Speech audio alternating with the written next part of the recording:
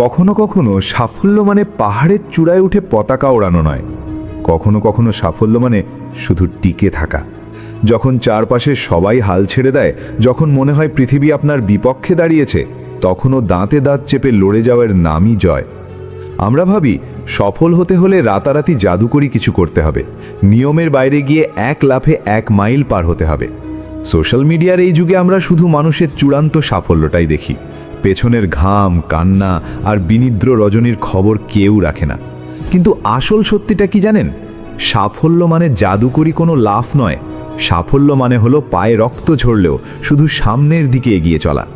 Thomas এডিসনের সেই বিখ্যাত কথাটি আমার সবসময় মনে পড়ে, জীবনের অনেক ব্যর্থতা আসলে তাদের যারা বুঝতেই পারেনি তারা সাফল্যের কতটা কাছাকাছি ছিল ঠিক যখন তারা হাল ছেড়ে দিয়েছিল। একবার ভাবুন তো, ফিনিশ লাইনের ঠিক কয়েক কদম আগে দাঁড়িয়ে যখন কেউ বলে ধুর এটার কোনো মূল্য নেই, তখন তার চেয়ে বড় হার আর কি হতে পারে? সাফল্য হলো এমন কিছু দেখা যা অন্যরা দেখতে পায় না। মাথার ভেতরে সেই বিমূর্ত স্বপ্নগুলোকে, সেই পাগলাটে ধারণাগুলোকে বাস্তবে রূপ দেওয়ার সাহস খুঁজে পাওয়াই হলো জীবন। মনে রাখবেন, অগ্রগতি এক অদ্ভুত যাত্রা, এটি কখনো সরল রেখায় চলে না। কখনো আপনি খুব গতি অনুভব করবেন, বড় কিছু করার উত্তেজনায় কাঁপবেন, আবার কখনো মনে হবে আপনি কিছুই করতে পারছেন না, নিজেকে মনে হবে অপদার্থ, মনে হবে আমি যথেষ্ট নই। কিন্তু এটাই প্রক্রিয়ার অংশ। আপনি চললে পথ চলবে, আপনি থামলে পথও থেমে যাবে।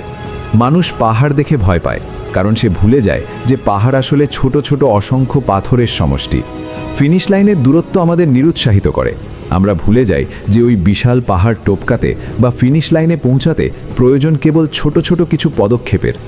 আমি নিজের অভিজ্ঞতা থেকে বলছি, এটা বুঝতে আমার অনেকগুলো বছর লেগেছে। জীবনে এমন অনেক কিছুতে মন প্রাণ ঢেলেছি জানিয়ে কেউ কোনোদিন মাথা ঘামায়নি। প্রতিবার মনে হয়েছে এটাই পৃথিবীর শেষ, হারিয়ে গেছি, অনিশ্চিত হয়েছি, আয়নার সামনে দাঁড়িয়ে নিজেকে সবচেয়ে ব্যর্থ মানুষ মনে হয়েছে। কিন্তু একটি কাজ আমি সবসময় করেছি, আমি চলতে থেকেছি। মানুষ সবচেয়ে বেশি কি শুনতে চায় জানেন? উত্তর একটাই, চলতে থাকো। কারণ একদিন এই পৃথিবীটা আপনার কাছে অর্থপূর্ণ মনে হবে, আর আপনি নিজেই নিজের কাছে কৃতজ্ঞ হবেন যে সবাই থেমে গেলেও আপনি থামেননি। যখন পৃথিবী আপনাকে না বলেছিল, আপনি নিজের স্বপ্নকে হ্যাঁ বলেছিলেন। জোসেফ ক্যাম্বেল বলেছিলেন, যে গুহাকে তুমি ভয় পাও সেখানেই তোমার কাঙ্ক্ষিত সম্পদ লুকিয়ে আছে। মানুষ আপনাকে উপেক্ষা করবে, প্রত্যাখ্যান করবে, কিন্তু সেই প্রত্যাখ্যান আপনাকে সংজ্ঞায়িত করে না। নাভান রাভিকান্তের মতে, আপনি যত সত্যের কাছে যাবেন ভেতরে তত নীরব হবেন।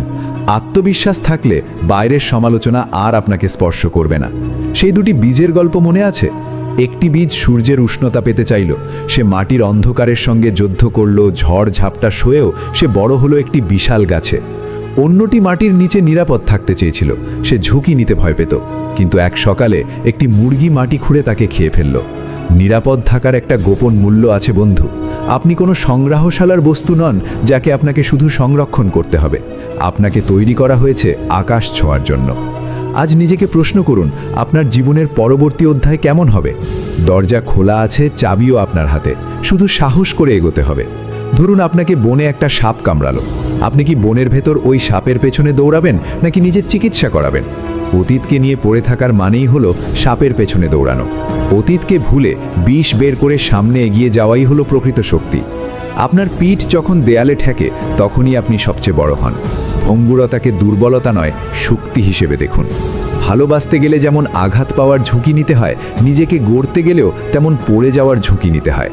নিজের একটি অংশ বিলিয়ে দেওয়াই তো বেঁচে থাকা। লিও টলস্টয় বলেছিলেন, এক মুহূর্ত থামো, চারপাশে তাকাও। বেঁচে থাকাটাই একটা অলৌকিক ঘটনা। প্রতিটি সূর্যোদয় একটি খালি পৃষ্ঠা, যেখানে আপনি নিজের নতুন গল্প লিখতে পারেন। সাহস করে গড়ুন, সীমা পেরিয়ে যান। আপনার সামনে হারানোর কিছু নেই, পাওয়ার আছে পুরো পৃথিবী। আজই সেই দিন, আজই নিজেকে আপগ্রেড করার সময়। শুধু থেমো না, জয় তোমারই হবে।